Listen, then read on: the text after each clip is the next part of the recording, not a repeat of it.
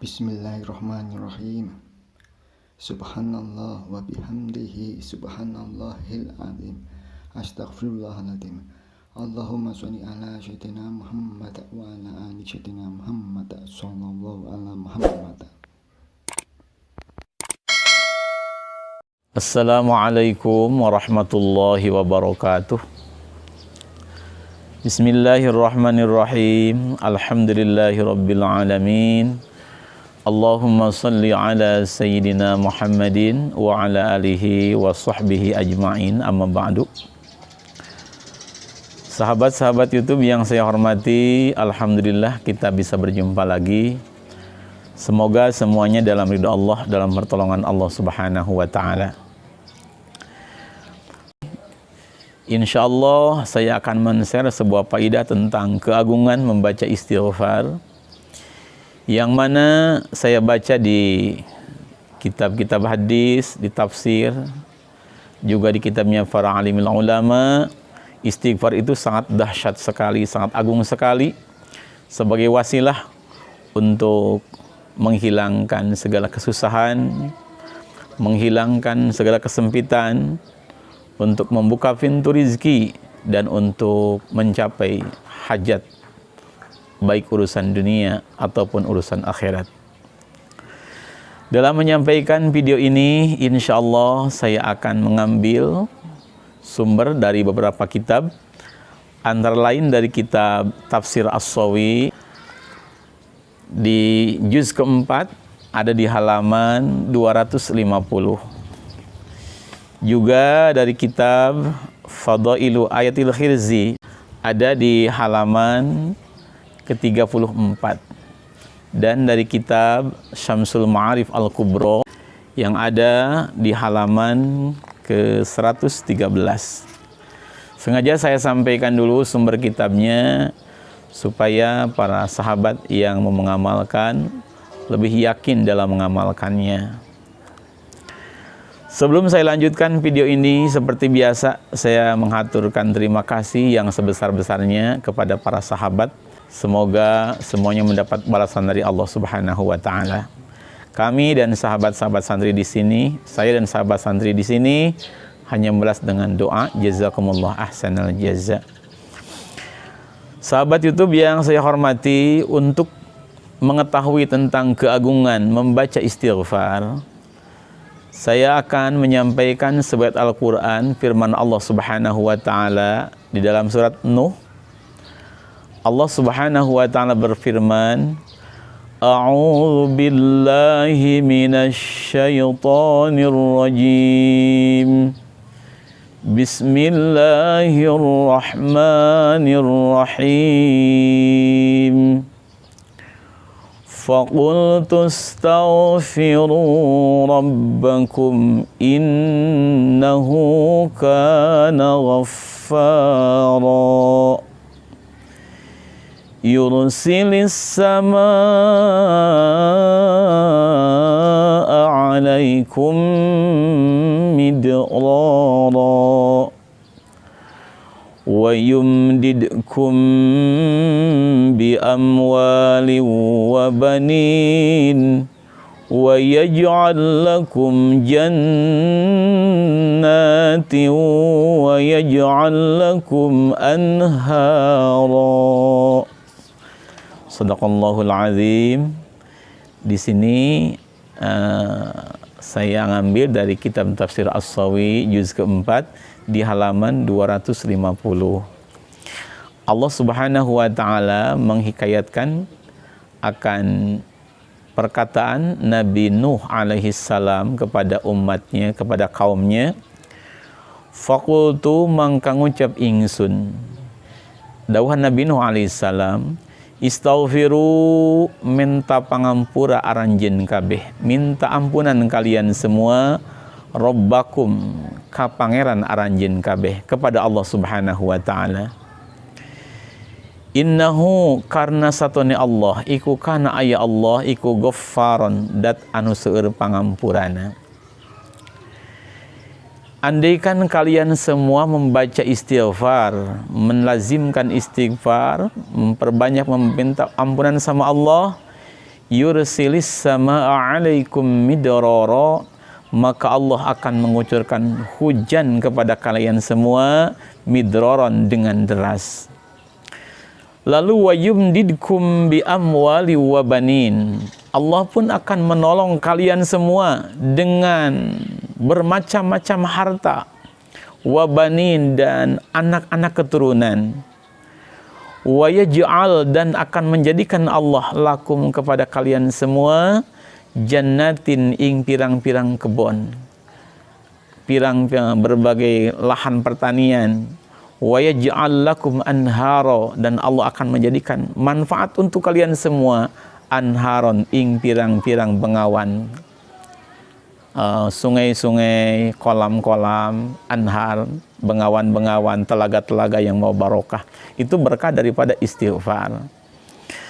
Diterangkan di dalam kitab As-Sawi, artinya kurang lebih begini: faman lazimal istighfar, maka siapa orang yang suka mendawamkan membaca istighfar, ja'alallahu lahu min kulli hammin farajan, maka Allah akan menjadikan untuk orang itu dari berbagai macam kesusahan farajan ing kajembaran, kesusahan diganti oleh Allah dengan kebahagiaan. Itu berkah dengan istighfar.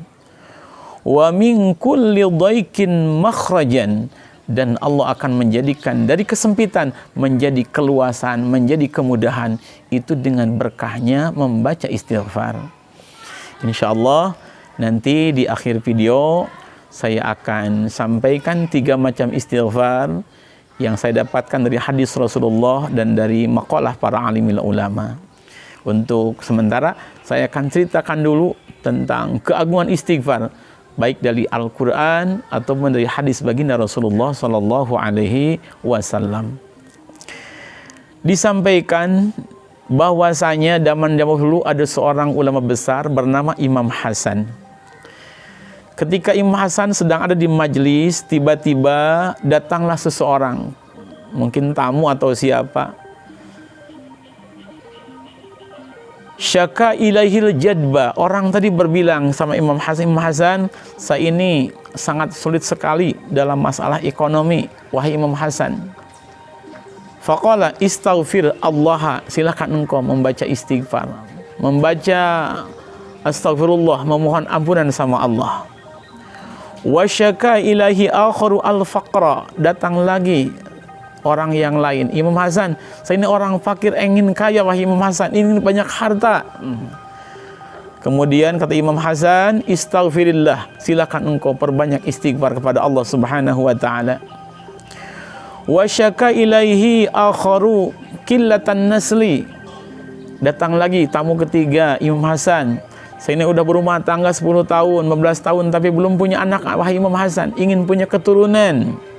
Faqala istaghfirillah, engkau perbanyak saja istighfar sama Allah Subhanahu wa taala. Nah, kemudian tiba-tiba setelah para tamu pulang, ada seorang bernama Syekh Rabi bin Sabih. Kata Syekh Rabi, wahai Imam Hasan, ataka rijalun yashkuna ilaika abwaban. Wahai Imam Hasan, tadi saya lihat kepadamu datang berbagai macam tamu yang punya hajat berbeda. Yang ini katanya bisnisnya tidak lancar, yang ini katanya fakir pengen kaya, yang ini katanya belum punya keturunan, yang ini katanya penghasilan tanahnya sedikit, kurang penghasilan pertaniannya sedikit. Itu semua minta jawaban darimu, minta petunjuk darimu. Kok semuanya Imam kasih suruh istighfar begitu? Apa rahasia Imam?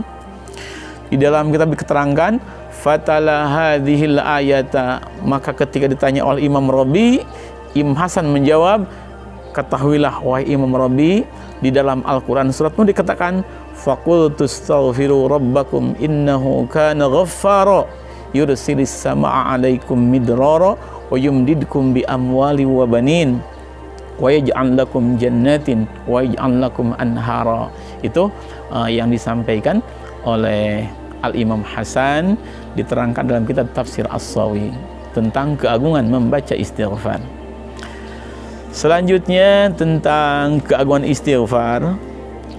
Ada sebuah hadis sabda Rasulullah sallallahu alaihi wasallam, an Abdullah bin Abbas radhiyallahu taala anhuma, diceritakan oleh sahabat Abdullah bin Abbas radhiyallahu taala anhuma, qala Rasulullah sallallahu alaihi wasallam, man lazimal istighfara, siapa orang yang melazimkan membaca istighfar. Melazimkan itu mendawamkan membaca istighfar. Ja'alallahu likulli hammin farajan, maka Allah akan menjadikan untuk orang tersebut dari berbagai macam kesusahan menjadi kebahagiaan. Berarti susahnya hilang, kebahagiaan akan datang dengan berkah mendawamkan istighfar. Lalu wa min kulli dhaikin makhrajan, dan dari berbagai macam kesempitan Allah akan mengasihkan jalan keluar. Ini seperti buntu dalam kehidupan ini. Menghadapi masalah ini buntu, tidak ada jalan keluar, tidak menemukan celah-celah penerang. Umpama perbanyaklah istighfar, yakin Allah akan berikan jalan keluar dari permasalahan yang sedang kita hadapi. Dan warazaqa, dan akan memberikan rizki Allah kepada orang tadi min haitsu la yahtasibu, dari tempat yang tidak terduga. Dan yang ketiga, orang yang melazimkan istighfar akan Allah kasih rizki min haitsu la yahtasib, dari tempat yang tidak terduga. Rawahu Abu Dawud wan Nasa'i wa Ibnu Majah wal Hakim. Hadis ini diriwayatkan oleh Imam Abu Dawud, Imam An-Nasa'i, Imam Ibnu Majah dan Hakim. Wa qala sahihul isnad, kata Imam Hakim, hadis ini sahih sanadnya. Nah, itu tentang keterangan keagungan membaca istighfar yang kedua. Kemudian yang ketiga, ada hadis dari Rasulullah sallallahu alaihi wasallam, akhraja at-Tabrani an Abi Darda, diceritakan dari sahabat Abi Darda, anin Nabi, dari baginda Nabi Agung Muhammad sallallahu alaihi wasallam, man istaghfara lil mu'minina wal mu'minat, siapa orang yang membacakan istighfar untuk mukminin dan mukminat, kulla yamin sab'au wa ishrina marratan, sehari semalam membacanya minimal 27 kali. Kana minal ladzina yustajabu lahum, maka orang tersebut akan tergolong orang-orang yang doanya diijabah oleh Allah. Wa yurzaqu bihim ahlul ardi, dan sebab doa orang-orang tersebut ahlul ardi, yang taat, yang maksiat, yang ahli ibadah, yang ahli berbuat jahat, diberikan rizki oleh Allah subhanahu wa ta'ala. Dengan berkahnya orang-orang yang baca istighfar untuk mukmin minat minimal sehari semalam 27 kali. Seperti itu para sahabat sekalian tentang keagungan istighfar. Lalu istighfar yang mana yang mesti kita baca? Banyak sekali macam-macam istighfar. Di sini saya akan sampaikan 3 macam istighfar. Yang pertama, Rasulullah sallallahu alaihi wasallam bersabda begini, man qala ba'da salatil fajri, siapa orang yang membaca sehabis salat subuh, salasa marratin, sebanyak 3 kali, wa ba'da salatil asri, dan setelah salat asar, salasa marratin, sebanyak 3 kali, astaghfirullahal azim alladzi la ilaha illa huwal hayyul qayyum wa atubu ilaih. Siapa orang, sabda Rasul, yang membaca istighfar ini 3 kali setelah salat subuh dan 3 kali setelah salat asar, membaca doa membaca istighfar, astaghfirullahalazim alladzi la ilaha illa huwal hayyul qayyum wa atubu ilaih. Pendek, astaghfirullahalazim alladzi la ilaha illa huwal hayyul qayyum wa atubu ilaih. Dibaca 3 kali habis asar dan habis subuh itu minimalnya. Kufirat anhu dzunubuhu, maka dosa orang tadi akan diampuni oleh Allah. Wa in kanat misla zabadil bahri, walaupun dosa kecilnya orang tadi seperti buih yang ada di dalam lautan, saking banyaknya. Dengan membaca astaghfirullahalazim alladzi la ilaha illa huwal hayyul qayyum wa atubu ilaih, minimal 3 kali sehabis salat subuh dan salat asar. Syukur-syukur kita baca setiap habis sholat minimal 3 kali ya, maksimal tidak terbatas, silahkan sebanyak mungkin. Bahkan saya dapat ijazah dari guru saya, katanya kalau kita pengen diluaskan rizki oleh Allah, bacalah istighfar yang tadi 70 kali sehabis sholat subuh dan 70 kali sehabis sholat asar, itu minimal. Insya Allah rizki kita akan diluaskan oleh Allah Subhanahu wa ta'ala. Selanjutnya untuk istighfar yang kedua, yaitu istighfar yang untuk mukminin dan mukminat. Perkataan istighfarnya seperti begini. Bismillahirrahmanirrahim. Astaghfirullahalazim li wali walidayya wali jami'il muslimin wal muslimat wal mu'minin wal mu'minat al ahya'i minhum wal amwat wa atubu ilaih. Astaghfirullahalazim li wali walidayya wali jami'il muslimin wal muslimat wal mu'minin wal mu'minat al ahya'i minhum wal amwat wa atubu ilaih. Dibaca minimal 27 kali sehari semalam. Sabda Rasul, maka orang tersebut akan termasuk orang yang doanya diijabah oleh Allah Subhanahu wa ta'ala.